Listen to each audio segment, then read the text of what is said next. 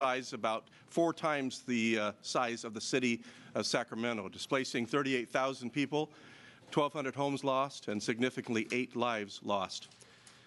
When the President used his pen and his authority to give us an emergency declaration, literally the floodgates, that's a new word, of relief opened up, and we are well on the road to recovery. Just a couple short months after the fire, we are almost at 50% cleanup, which is unheard of after a fire.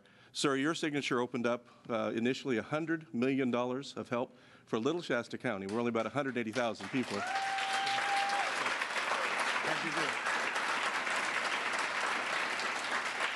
And your entire team has been there. Secretary Zinke's been there. Literally, your cabinet has been there. They've met with us personally. SBA has been there. They've produced loans. Everything has happened in a positive way. Shasta County has asked me to thank you personally. This is just a piece of paper, but this comes from the hearts of the citizens of Shasta County. And I want you to know this, sir. I'm also a pastor, and we pray for you and your entire staff every day. Thank you. We want to say thank you, and God bless you, Mr. President. I mean that from the bottom of my heart. That's so nice. Thank you, sir. That's very nice. That's very nice. Wow. I love that he's a pastor. Now I like it even more. See? Thank you very much. That's really nice. Thank you. I wonder why that's displayed like that. Do we own that water company, the federal government? Thank you very much. In the old days, I was very good at that stuff. Anyway, thank you very much. It's a great honor to be with you. And Secretary Chow, you've been so fantastic in so many ways. Transportation, it's just moving along. And you've done a fantastic job for me and for the country. And I appreciate all that you do. And I shouldn't say it because it always causes a problem, but we just don't have any problems there. It goes so smooth, and you're a very special person. Thank you very much, Elaine. Really appreciate it. It's a true honor to host so many great leaders from Alaska, California, and Hawaii. In particular, I want to thank the president of the National Association of Counties and member of the San Diego County Board of Supervisors, Greg Cox. Okay, thanks, guys. That's good. Thank you, Greg. Also, Acting Administrator Andrew Wheeler is joining us. Where's Andrew? Andrew's here someplace. I saw him back there. Thank you, Andrew. Thank you very much.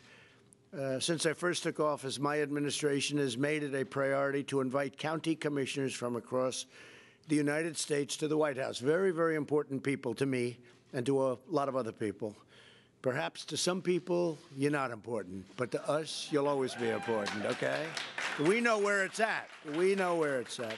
I'm pleased to say that more than 3,700 local officials from all 50 states have now participated in a White House State Leadership Conference.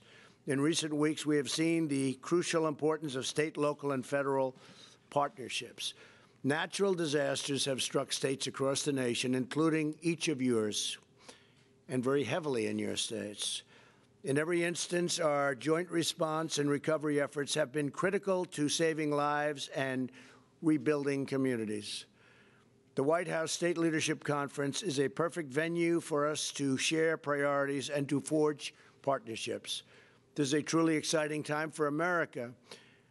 You've heard me say this before, but we just got the World Economic Forum, the recognition that the United States has reclaimed its rightful place after many years of being off the list as the most competitive economy anywhere in the world. Nice. We're back. It's a big statement. And if you look at consumer confidence, we're at the top of every list. We're setting records in terms of that, too. But we got back on the list in the #1 position and world's most competitive. Following the passage of our massive tax cuts and regulation cuts, the unemployment rate has fallen to the lowest level in more than 50 years, 5-0. We've created more than 4.2 million new jobs and lifted over 4 million Americans off of food stamps. So that's a great number. Median household income in 2017 was the highest level ever recorded. Hispanic American household income reached an all-time high, historic level. Hispanic American poverty and African American poverty have reached an all-time low, the lowest levels ever. That's great. Hispanic American, African American, and Asian American unemployment all recently achieved their lowest rates ever recorded in the history of our country. That's pretty good. We've reached a deal to replace NAFTA. And as you know, I wasn't a big fan of NAFTA. I think it's one of the worst trade deals ever entered into. I rate it second. I won't tell you what first is. There's another one that's actually worse. And I won't tell you it's the WTO, okay? I refuse to tell you the name. But that's a total disaster also. I refuse to say what it is, though. Keep it quiet. Am I allowed to say off the record? Let's see. And we have a tremendous new deal with the United States, Mexico, and Canada, the USMCA, we call it. I didn't want the NAFTA name on it because I saw what NAFTA did many years ago to towns and factories and businesses and what it did to the car companies where, not so much the companies, to Michigan and Ohio and Pennsylvania and Kentucky and so many other places where these companies just left the United States. So we still have empty factories all over the place from that devastation of NAFTA. Well, we have just the opposite. The USMCA, one of the strongest things about that, you're not going to have companies leaving anymore because they have a disincentive to leave. I don't want them to leave. Call me a nationalist if you'd like. But I don't want companies leaving. I don't want them firing all their people, going to another country, making a product, sending it into our country, tax-free, no charge, no tariff, no nothing. And in the meantime, we end up with empty plants, unemployment all over the place. We end up with nothing. So those deals are not happening anymore. We also completed a wonderful new deal with South Korea. This was a deal that the previous administration did, and they promised 250,000 jobs. They said this will create 250,000 new jobs, and they were right for South Korea, not for us. They produced 250,000 jobs. We got nothing except loss. So we've renegotiated the deal with South Korea. Now it's a reasonable deal. Just last week, I signed a presidential memorandum to dramatically improve the reliable supply and delivery of water critical to states like California.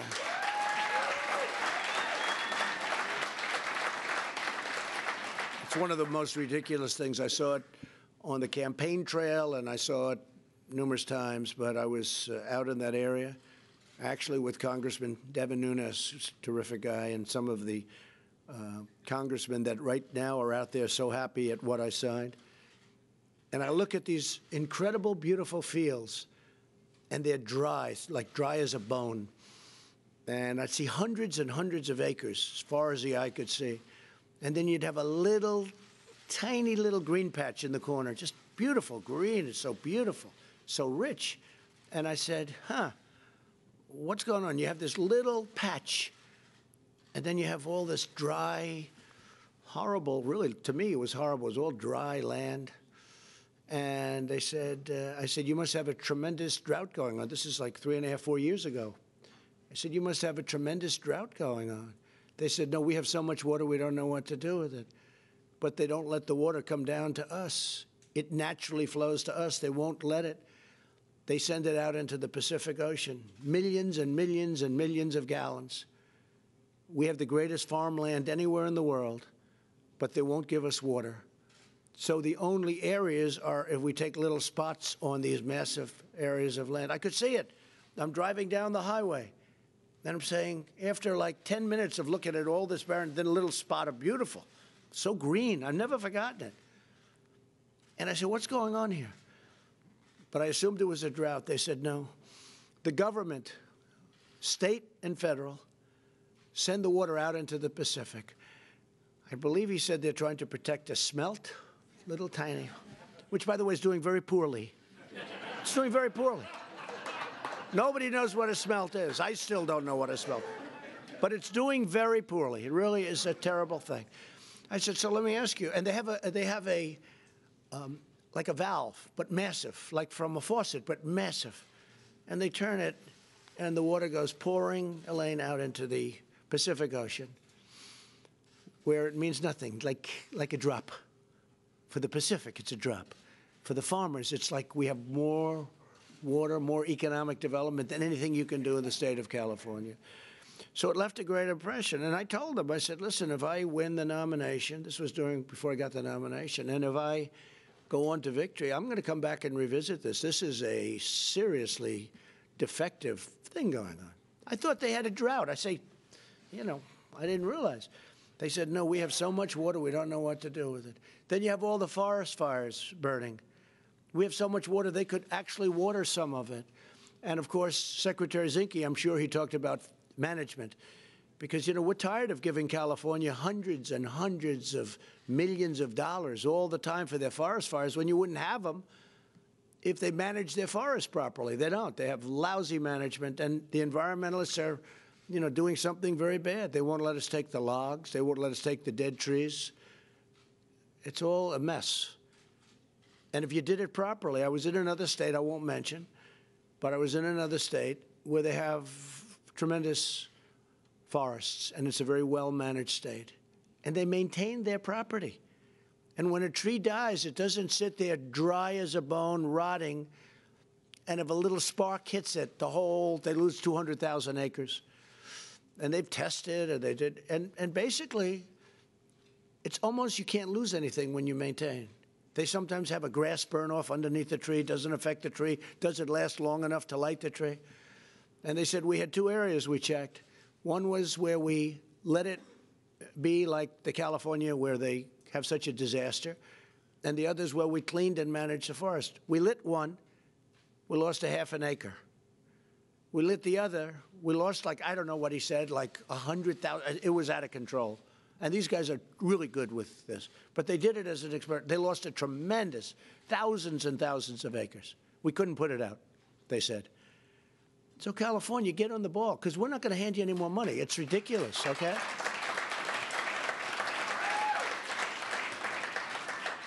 So with the water, we're looking at that. I mean, we're not only looking, it's going to be approved. Where Andrew Wheeler, EPA, is working on it, and Zinke and everybody. We're going to have that approved fast. And the state has to approve it, too. And I hope the state will do it. You know, in California, it might be tough, but they have to do it. They have to do it. Do you know the kind of money you're talking about for the state and for the federal government? You're talking about an area that's not doing well to an area that would be the most robust farmland anywhere in the world. Because I've heard, I don't know, you people are nodding like you know exactly what I'm talking about. I hear it's the finest land there is for growing things. But they took away the water. You know, it's artificial. They took it away. Do you want to? Am I correct? Do you want to stand up? You look like you know exactly what you're talking about. I don't know who he is, but that's okay. Good-looking man. Nice-looking man. Go ahead. Go ahead.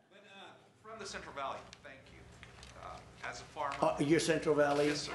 Oh, that's Congressman Valadale's district. Absolutely. Yeah. Congressman Valadale and Congressman Nunes's districts.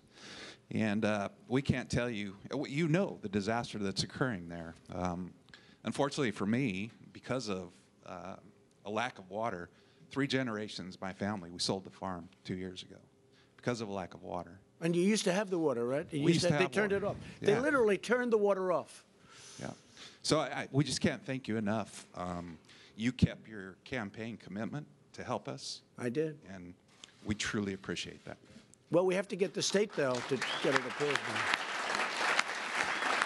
Now we have to get the, you know, I didn't know I'd be doing this, to be honest with you. We stuck at this point, but it has such, especially with the commissioners and everything, we have to get the state to approve their share.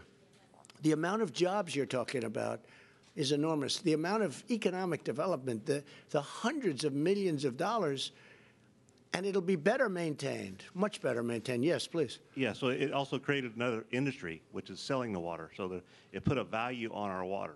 And as a 4th-generation farmer myself, I had to buy the water from my family. So I've had to pay $6,000 an acre foot to buy this water. So over $1 million a farm 187 acres. So horrible, isn't So it? that doesn't make any sense. So it created another industry. So now some people in Southern California are paying $5,000 an acre foot for water when they shouldn't be paying that. It's too much money. So it's putting counties at each other's throat too. So what you did is Well, I know can't put it in California words. well, and I see houses, beautiful houses. People are very proud of their house. Their lawn is brown. It's dead. It's dying. It's dead.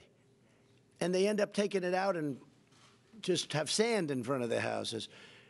And they have so much water, they don't know what to do with it. It's so crazy. And you're lucky. You have the climate and you have the heat, but you have the water. Very few climates have that. Most climates like that don't have water. You do. You have so much you don't know what to do with it. It is a disgrace. So on behalf of all of the congressmen that I signed with the other day, and I hear in California it was very well received, the people want it. The only one that don't are a couple of environmentalists that probably get paid huge amounts of money for being consultants. I know that business better than anybody in the world. And some of the politicians that probably think it's popular what they're doing.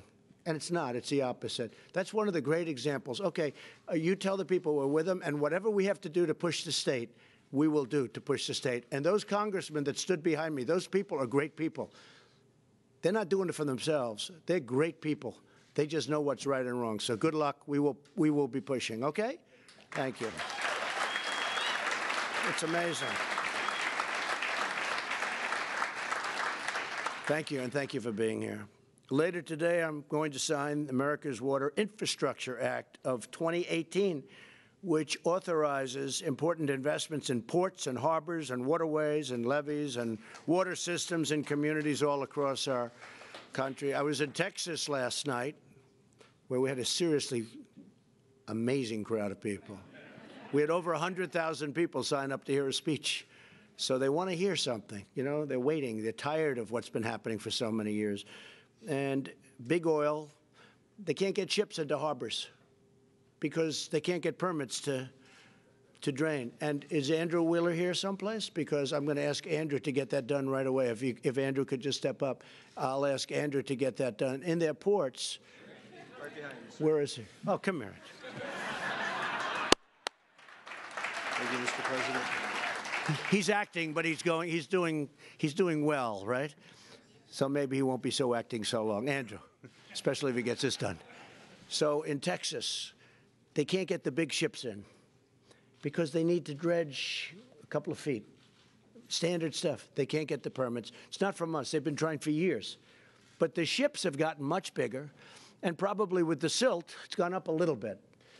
But if you could work with the state of Texas, and I'll give you the names, they were just last night, they say the cost of this is enormous, what it's costing. Not to do it. The dredging is but they need dredging. You may have heard about it, you may not, but whatever you can do for the great state of Texas, this way they can bring the giant ships right in, fill them up, and they go out. And it'll be a tremendous difference. They will sell a lot more oil. We have now become the #1 energy source in the world. Can you believe it? In the last little while. If you could do that, Andrew, okay? Thank you. Thank you. He'll get it done. To expand, boy, we're getting a lot of done. I was just going to say a few words. I was going to say a few words and get out of here and say, now I've fulfilled my function to Elaine and to Kellyanne. Where's Kellyanne, our great Kellyanne? She's so good. They're all backstage here. I think they're all looking for something exciting. Oh, she's speaking, isn't she, after me? Oh, that's going to be interesting. Oh, she's speaking. Maybe I'll have to hang around and hear her speak. She's terrific. To expand opportunity for all citizens, we also focused on vocational education. To me, very important. Yeah. Very important. And I'm proud to have signed into law the Strengthening Career and Technical Education for the 21st Century Act. It's a long name, but good name. And I love the name vocational. You know, when I was growing up, we had vocational schools. Today you have community college. I'm trying to say, well, a community college, what do they teach? English and Latin, and what are they teaching? The old days, we had vocational schools. And I'd go to school with people who weren't necessarily good students. But they could go outside after school hours and take away a car engine, take apart electric motors, take apart and Nobody else, the best student in the class didn't even know what they were doing. They had no clue. But they were great at that, and that's what they like to do. And we've gotten rid of vocational schools, and we've replaced them with community colleges. We need vocational schools. It's great money. I mean, did you see a recent study came out? They earn more than a lot of the white-collar people that go out and they work behind a desk. They're doing better, and that's their ability, and that's what they want to do. So we have to bring back vocational schools. Use that name. I think it's a much better name. Our pledge to America's workers has also resulted, and Ivanka Trump worked so hard on this, in employers committing to train more than 4 million Americans, and that number is now up substantially. These are the companies training. One of the most important areas of state and federal cooperation is public safety. In the past, and if you look at post-9/11 era, we know how capital and how critical it is to have a seamless cooperation between all levels of law enforcement. And I want to especially thank the community leaders here today who have expressed their support for working with federal immigration authorities. So important, so great. And a lot of times you're not allowed to do it by some bad leadership in various states. You have some bad leadership, but you know what the right thing to do is. So I want to thank all of those people that work with federal immigration authorities to remove gang members, drug dealers, and criminals from your community. It sounds like a pretty easy thing to do, I think. So what do? They say, no, we don't want gang members removed from the community. We don't want criminals removed, I guess, right? Someday you'll have to explain the politics of that, okay? Because I don't get it. I don't think too many people in this room do either, because you know what you're doing at the highest level. But I appreciate you working with the authorities. My administration is also working closely with state and local leaders to save the lives of those suffering from the scourge of drug addiction by taking historic action to confront the opioid epidemic and also the drug epidemic. I mean, just the drug generally epidemic. Since last year, the total number of opioid prescriptions has decreased by 17%. And we're working very hard on the drug problem. You see what's going on the border. You see how bad the immigration laws are given to us, thank you very much, by the Democrats.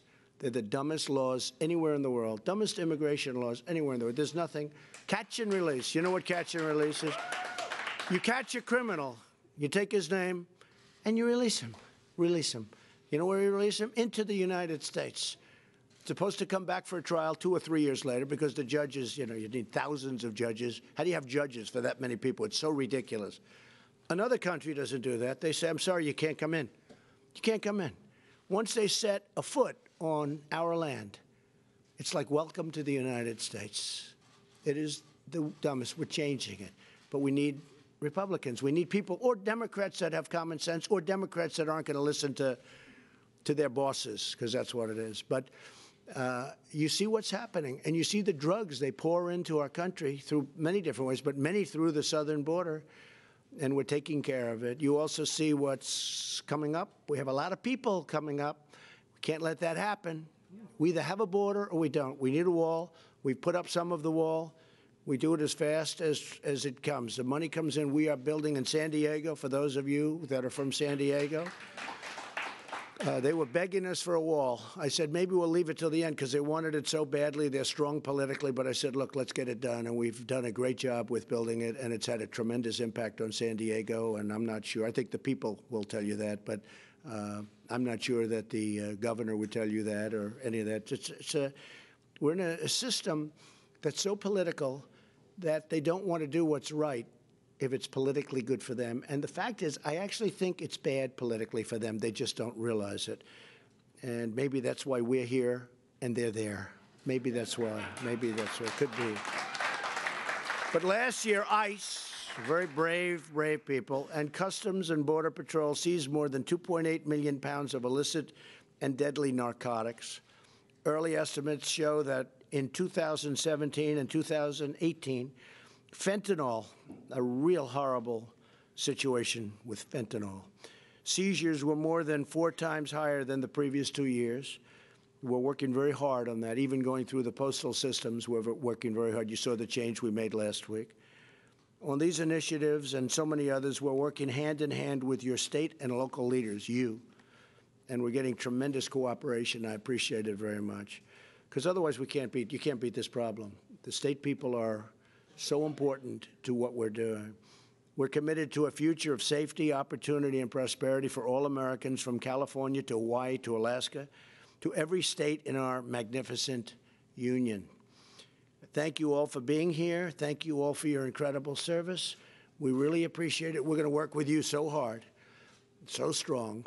And any problems, you call. Just call me direct. Why not? I'm here. Okay? I'm here. But we will work with you 100%. Thank you all very much. You do a fantastic job. Thank you. Thank you very much. Thank you. Thank you very much.